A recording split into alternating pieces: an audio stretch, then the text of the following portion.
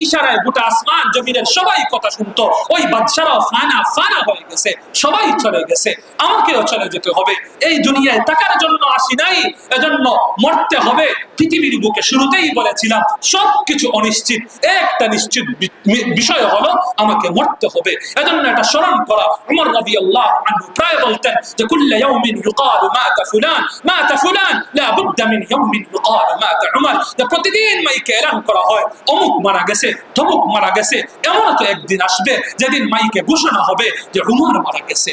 এটা নিজেও স্মরণ করা যে প্রতিদিন তো ঘোষণা হয়, একদিন আমার নাম ঘোষণা করা হবে তমুক মারা গেছে। এজন্য মৃত্যুর কথা বেশি বেশি স্মরণ করা। আর মৃত্যুর কথা স্মরণ করার একটা মাধ্যম হলো কবর জিয়ারত বেশি বেশি করা। শেষ করব, হুজুর চলে আসছেন। রাসূল সাল্লাল্লাহু আলাইহি ওয়াসাল্লাম হাদিসের মধ্যে বলেন যে জারুল কুবুর ফাইন্নাহা তুযাক্কিরু বিল মাউত। তোমরা বেশি বেশি কবরের জিয়ারত করো, কারণ কবর জিয়ারত মৃত্যুর কথা স্মরণ করে দেয়। রাসূল সাল্লাল্লাহু আলাইহি ওয়াসাল্লাম একদিন এক জানাজা পড়ার পর কবরের কাছে ফাজালাস আলা শাফিরিল কবরি ফাবাকা হাত্তা বাল্লা সারা। রাসূল সাল্লাল্লাহু আলাইহি ওয়াসাল্লাম জানাজা পড়ার পর কবরের কাছে বসে বসে কাঁদতে কাঁদতে পুরো শরীরটা ভিজিয়ে দিতেছেন। সাহাবায়ে কেরামকে বলতেছেন লিমিসলি হাদা ফাইদু, ওই যে কবরে যে গেছে তার মতো একদিন সবাইকে যেতে হবে, প্রস্তুতি গ্রহণ করো। এজন্য মৃত্যুর কথা স্মরণ করা। আর মৃত্যুর কথা স্মরণের জন্য সবচেয়ে বড় মাধ্যম কি? বেশি বেশি কবর জিয়ারত করা। এজন্য করব না ইনশাআল্লাহ?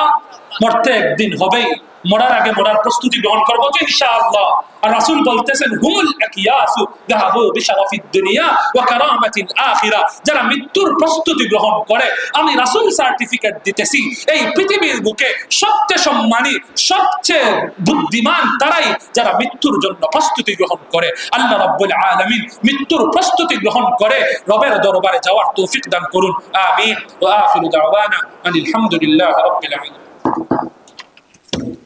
আলহামদুলিল্লাহ, আমরা এতক্ষণ যাবত হাফিজ মাওলানা মুফতি মুস্তাফা হাফিজ সালিম সাহেবের কাছ থেকে গুরুত্বপূর্ণ নসিহত শুনেছি। আল্লাহ তাআলা আমাদের সকলকে আমল করার তৌফিক দান করুন। আমরা দেখতে পাচ্ছি আমাদের সামনে উপস্থিত হয়েছেন বিশিষ্ট আলেম দ্বীন হযরত মাওলানা আতিকুর রহমান সাহেব।